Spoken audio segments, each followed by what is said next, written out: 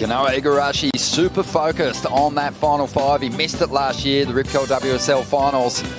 And having spent so much time down there at Trestles, you'd like his chances if he can crack that final five, but he's got work to do. He comes up against Caio, Ibelli and Seth Moniz, and this will be a fantastic clash. And Luke, Kanoa's just a guy that's just got that incredible precision. But it's going to be Seth getting things started in the opening stages. Great to see him back, and really unfortunate. He had some serious momentum this year, but a knee injury, free surfing before the event in G-Land has kept him out of the last three contests. 100% it is, and it's amazing too. They wanted him to be a pro surfer, and once he had control of his own destiny, he became a professional surfer. He ran with it, and Seth Moniz up now. What a great start to this ride. Big turn there, gets a little wobbly but hangs on to it. The wave doing its best to knock him off, but he's super determined to finish this one off after a great opening manoeuvre. He'll be hurt by that recovery, but he's making up for it at the moment. Tucks into a deep barrel. He won't punch through this one. But just over 30 minutes to go. Real positive signs on that opening manoeuvre, but he'll have to clean things up to get those big scores. Flying down the line here, comes around. I like this turn. Beautiful out of the top. Comes around just here, just gets caught on his toes a little bit, which, as we spoke earlier, then missed a section. That was a beautiful turn out of the lip, and then gets up there for one more big carve.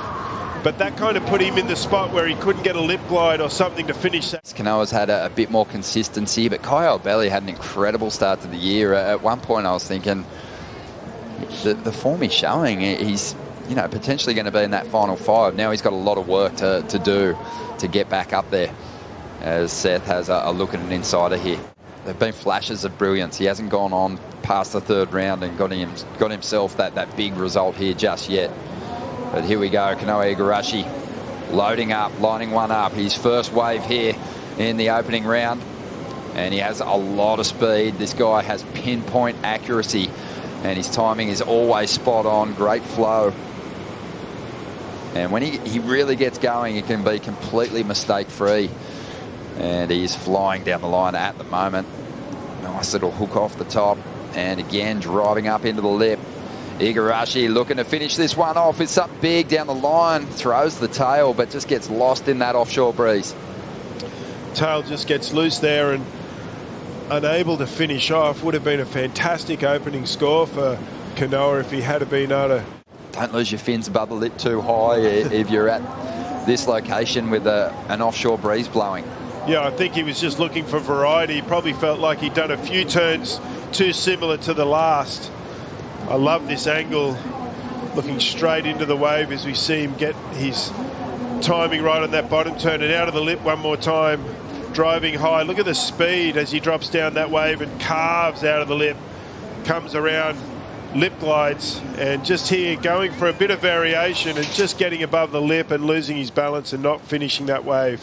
Putting some space between himself and his rivals here, and Kanoa will try and back up that number as he just gathers a whole lot of speed, hammering down the line at the moment. And he'll drive up into the lip, goes to lay that rail over and just can't really sink it to get a track through the carve.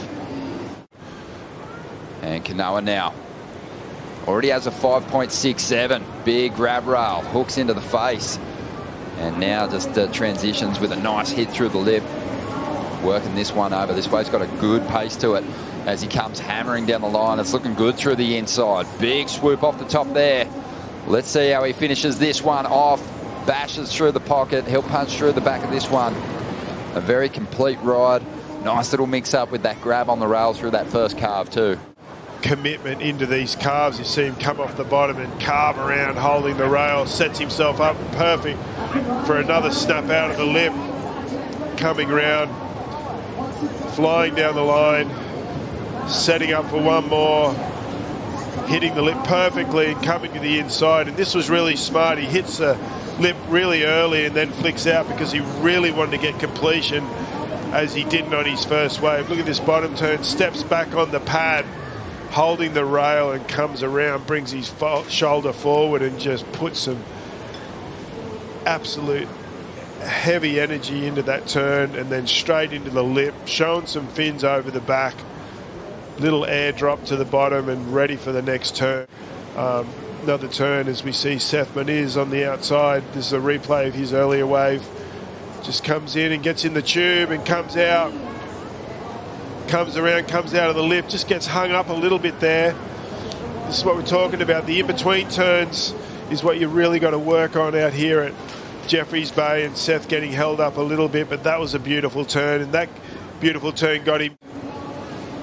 Caio getting in on the action too, 6.5 for this one. Really solid start to finish. Medium-sized set wave here, Luke, but did a lot of great work. He did, and this is his first wave in the heat. Flying down the line, a ton of speed. Carves out of the top. Isn't it unreal to see everyone's take on a layback snap?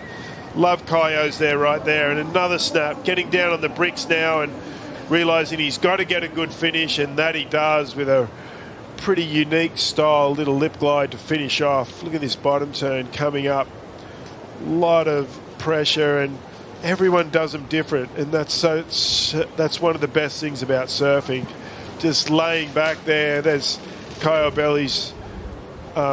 That's what he does for a layback snap. And look at that bottom turn, just pushing it right over one more time. Maybe laying it over a little bit too much because he gets hung up in the lip. And who is going to be in position? It's Caio Ibelli with the priority.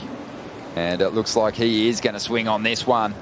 An easy decision on what is a good-looking wall. It's got a nice line to it, but he throws it away on the first turn, and really it was just a transition manoeuvre. No, Caio, that was his ticket to first place right there. Just 5 minutes to go now. And what has been a pretty grindy heat. There hasn't been those big scores. Caio's trying to save himself here. This wave really cupping out, but he's still travelling. And he went a long way in that tube, but couldn't find the exit. 4.5 minutes to go. And if he can keep his cool and bank a couple of big turns, he can make life very difficult for his rivals here in this one. Here we go. Igarashi loading up, the current world number 6. So much speed to use in this first turn, but the wave just flattens out. On the inside, Caio says, you know what, I'm going to give it a chance. And he's going to tuck into the barrel, stalling for the tube, get some cover deep in the barrel, and he will find the exit. He only needs a 5.04 too. Yeah, surprising Kanoa flicked out of that one. I might be able to get a nice barrel down here and get my 5.04 that I need. Stalls, uses his hand to slow down, comes through the section. It gets a little tight there, but he manages to straighten out and come out. Interesting to note too, Kanoa took off on the wave behind Caio and kicked out again. So wasn't seeing the scoring opportunity, wasn't seeing more than a 5.67 in those rides and getting out of there. Further up the point. And let's see if the Hawaiian can turn things around. Rides high on the face, now drops to the bottom, sets up this first turn. Just a whipping snap to maintain speed, to get down the line, and draws up under it. Nice little kick on the tail. Has just been transitioning. There's a more committed effort as he sets the fins free, and he'll hang on to that move. And now looking to tuck into the pit. I'm not sure he'll get through this one, but couple of nice turns there. He does need a decent score though, a 6.87, the highest number of this heat so far. And it's one of the hardest things to get right. This little snap here, I love it. Hadn't seen one of these all day. Just that beautiful snap under the lip, gets covered up, comes flying out. And then he started to do some really nice work here. That was a beautiful open face carve. Comes around, sets him up for a really good lip glide here. Gets the tail above the lip. Probably just drifted along the lip just a little too long, because what it did when he landed here, the wave had run off. And we keep going on about this as well. You just got to get everything perfect out here at Jeffreys Bay, or the crucifies that next turn or that next manoeuvre for you down the line. And as we see him pull in, but there's not going to be any exit for that one. Travels for a little while though. Would have been remarkable if he had been able to come out of that one, but well, this one is coming to a close, and Kanoa is going to hang on for the victory here. Impressive stuff. But it won't be a performance he'll be ultra proud of. There was moments on these rides that he laid down some decent turns and found some good combinations, but he is capable of so much more. Well, we're going to take a quick break here. We'll bring in Paul Evans and Rosie Hodge for the call. Stay with us. You're watching the Corona Open, J-Bay.